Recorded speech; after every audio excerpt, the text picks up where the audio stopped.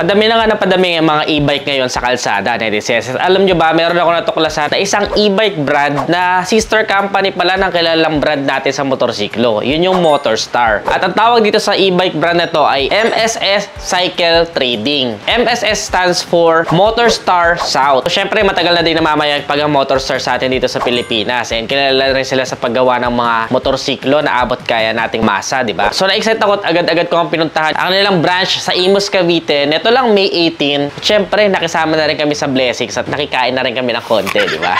Dalawang produkto nila ang pumukaw sa attention ko since nagne-negosyo tayo. Isa dito ay para sa mga tumatangkilik na ng mga electric vehicle, kagaya netong eCab Max 1500. So, kaya siya tinawag na 1500 dahil 1500 watts ang cab na ito. Sa baterya naman, meron itong 60 volts and 80 amperes. Ngayon, sa mga nagtatanong, ang top speed nito ay umaabot ng 28 kilometers per hour. Ang nagustuhan ko dito sa cab na ito, netizens, ay napakadami mong pwedeng isakay. Sa tansya ko ay halos 6 or 8 yung kaya nyo isakay. Depende na lang, of course, sa body type ng mga passengers ninyo. Very effective ito kung sakaling gusto nyo gamitin panghanap buhay or even pang personal use na pangsundo sa mga bata. Let's say, nasa isang compound kayo, may with your relatives at marami kayong susunduin or meron kayong mga pinupuntahan araw-araw na kailangan nyo magsakay ng maraming tao, ay sobrang mabisa ng e-cab na ito. Ang range ng kaya niyang itakbo is 50 to 55 kilometers kapag full charge. At ang charging time naman, 8 to 10 hours. Sa braking system naman, ay naka-drum brake ito both sa unahan and sa likuran. And kung makikita nyo, tatlo ang gulong ng e-cab na ito. Sa unahan, meron tayong tire size na 3.50 by 12. So, 12 inches yung kanyang wheels. Halos parehas ng ating mga motorsiklo na pang utilitarian. Kaya masasabi natin na yung takbo nito talagang very friendly for utilitarian uses. Yung dalawa naman yan sa likod, ang tire size naman nun ay 3.75 by 12. Both are steel tube type tires. Ang load weight naman ito is 440 kilograms. Merong blue, merong green, at meron ding red. Sa mga magtatanong, ang SRP po nito is 120,000 pesos. Para sa isang cab na magagamit to pang hanap buhay, it is an investment for me dahil magpapasok naman for sure ito sa'yo ng pera. Magiging tools mo siya to make money para sa iyong negosyo. At kung ipang sa service mo naman siya, mas malaki matitipid mo compared sa pamasahe, di ba? Kasi electric cab nga ang isang to. Sa mga nagbabalak naman mag-installment, kailangan nyo mag-down payment ng 30,000 pesos and then magmamonthly kayo for 36 months ng 4,517. Nakikita ko talaga siya na super effective gamitin kung palagi kang madaming kasama kapag pumapasok ka sa eskwelahan, sa trabaho, or even pang negosyo. Speaking of pang negosyo, may isa pang pumukaw sa attention ko. Yung mga hindi naman masyado into e-bikes pa, meron naman silang motorsiklo din na ganun din halos yung build. Para siyang pick-up. Ang tawag nila dito ay Kamao 150. Itong isa naman na to ay talagang pure na pang negosyo, pero pwede din pang pasahero dahil meron din siyang mga upuan. Pero mas malaki yung pinaka-likurang bahagi niya, kaya mas marami kang may kakarga. Siguro swak na swak ito, lalong-lalo na sa may mga businesses dyan. Pwedeng bigasan, gulayan, at iba pang negosyo na kailangan nyo magkarga palagi o mag-deliver. Itong isang to ay gas type na. So, meron siyang engine type na 4-stroke, overhead cam, 150cc, ignition system na CDI. Ang fuel system nito ay steel carburetor type with an engine oil capacity of 1 liter. Ang starting system naman nito ay pwedeng electric at pwede ding kick at 4-speed manual transmission po ito. Ang maganda dyan, with reverse. So, pwede ka ding mag-reverse dito, parang kotse na, di ba? Sa fuel tank capacity, napakalaki naman ang fuel tank capacity nito na 12 liters. At dahil manual transmission nga siya, asahan natin na kahit papano yung gas consumption niya ay makatarungan na for our carburetor type engine. Sa braking system naman, meron tayong drum brakes both sa harap at sa likuran. So, dahan-dahan na lang or menor-menor na lang din sa pagmamaneho at hindi naman to dinesign talaga para kumare-karera, kundi talagang magkarga ng mga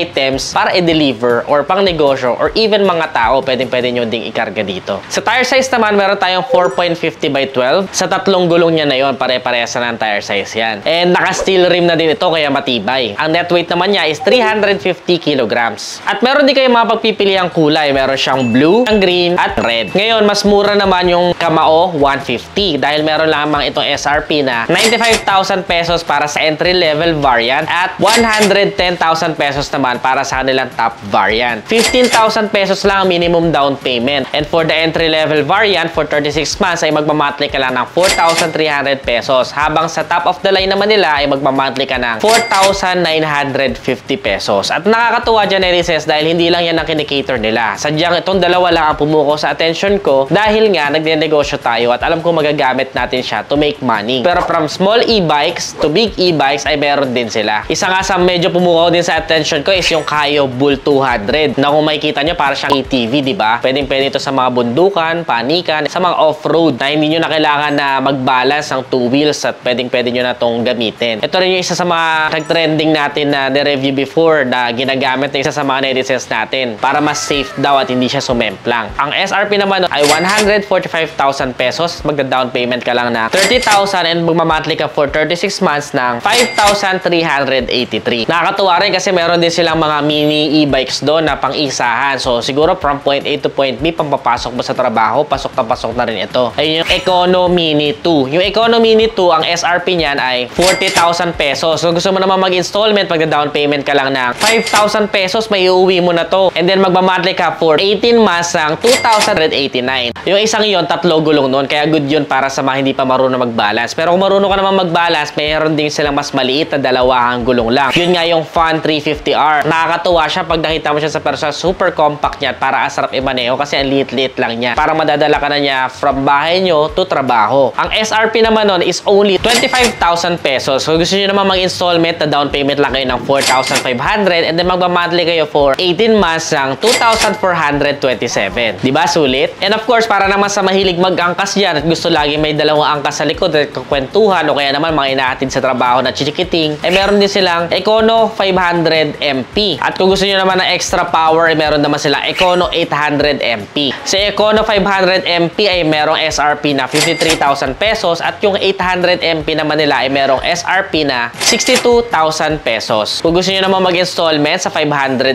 MP ay meron tong minimum down payment na 7,000 and magmamonthly ka for 24 months ng 3,032 pesos. And then doon naman sa 800 MP nila, magda-down payment ka lang ng 10,000 and then magmamonthly ka for 24 months ng 3,376 pesos. Alin sa mga e-bike variants na ito ang nagustuhan nyo netizens? Comment nyo naman sa ibaba. Meron pa ba kayong mga ibang e-bike na gusto nyo i-review natin next vlog? Comment your suggestions below. Kung nagustuhan nyo to, don't forget to give this video a thumbs up. Subscribe. Again, this is Nea Adriano. Always keep it cool and ride safe always. Bye-bye.